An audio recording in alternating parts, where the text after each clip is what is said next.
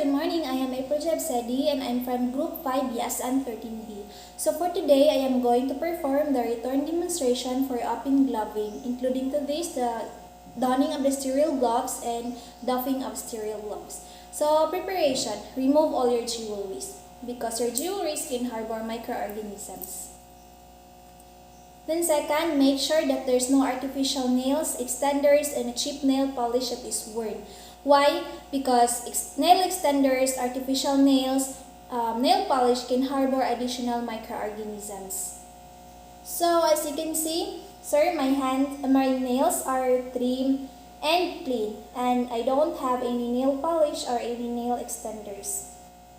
So for third preparation, inspect your hands for any abrasions or sores because sores and abrasions in your hands can harbor microorganisms too.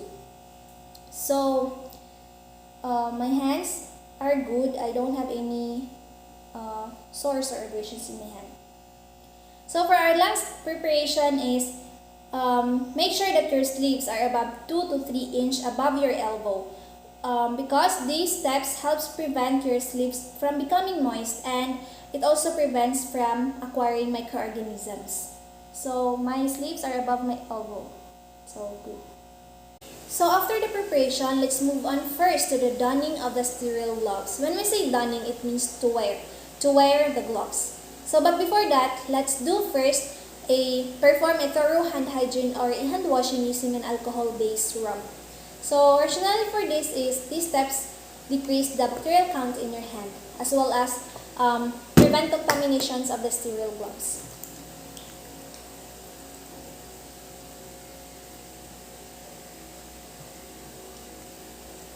And after that, clean surface to an open sterile field and raise its height to the waist level. Rationale, all items must be kept above your waist level because all equipments or all items that are below your waist are considered unsterile, and those equipments that are above your waist, those are the sterile equipments. So this is my working area. This is my table.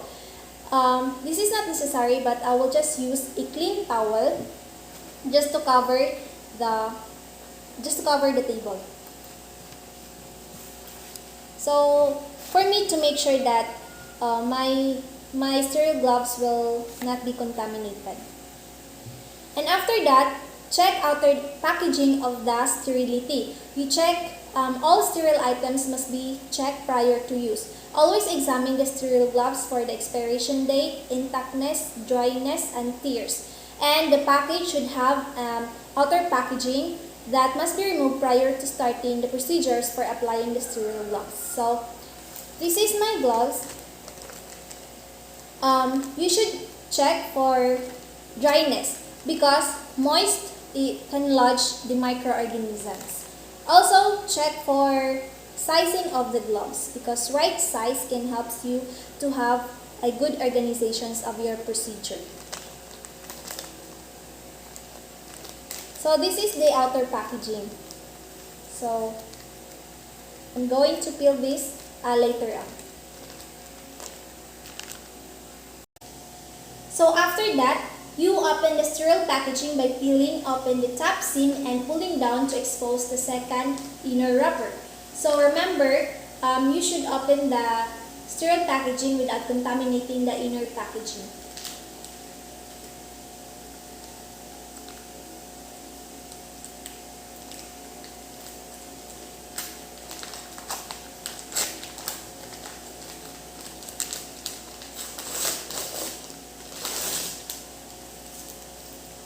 And after that, place the inner package on your working surface and open this to see the right and the left gloves. So I will just put it here. And then start with your dominant hand first and open the packaging. Remember, you should open the sterile packaging without contaminating the inner packaging. So this is now the inner packaging. So I will open this to see the right and the left gloves.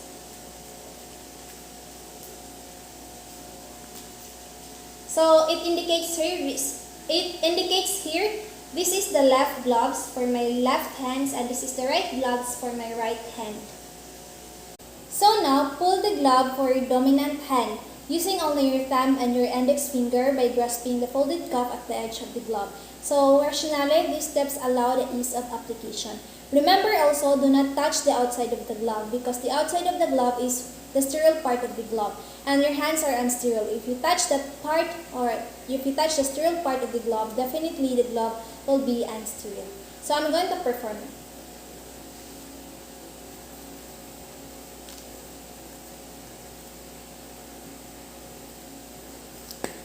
And then pull glove completely over the dominant hand. After that, insert the glove hand into the cuff of the remaining glove. So now I can touch the sterile part of these gloves. And I will insert it to the other hand.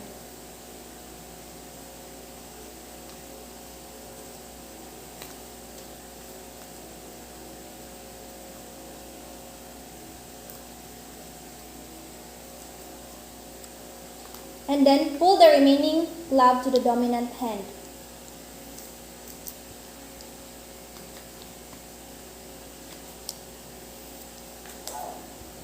And then you adjust the glove if necessary.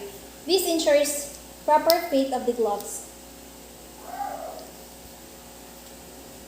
Lastly, steps that we should not forget: once the gloves are on, interlock your glove hands and keep it 6 inches away from your clothing. And make sure that it is above your waist and below your shoulder. These steps prevent accidental touching from non-sterile objects or in front of your gown. So we are all done with the donning of the sterile gloves. Let's move on to the last one. This is the doffing of the sterile gloves. When we say doffing, it means to remove the sterile gloves. So first procedure, remove gloves by grasping the outside edge of one cuff or palm glove hands. Avoid touching the wrist. And pull the gloves off, turning glove inside out. And place and hold the removed gloves over the glove hands. And then take your ungloved hands and slide a finger or the index finger under the cuff of the glove hands. And peels the glove off inside over and previously removed gloves and bagging both gloves.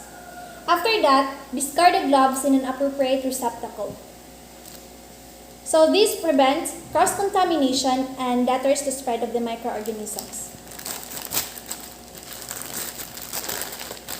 This is my waste receptacle. And I will also throw this.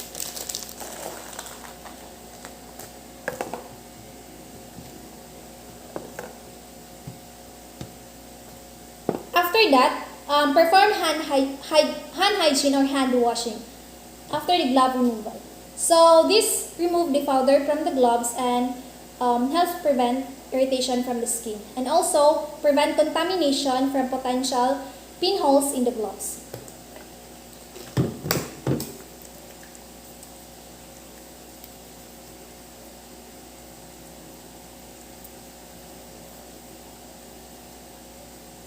So that's it for my return demonstration for open gloving. Thank you for watching.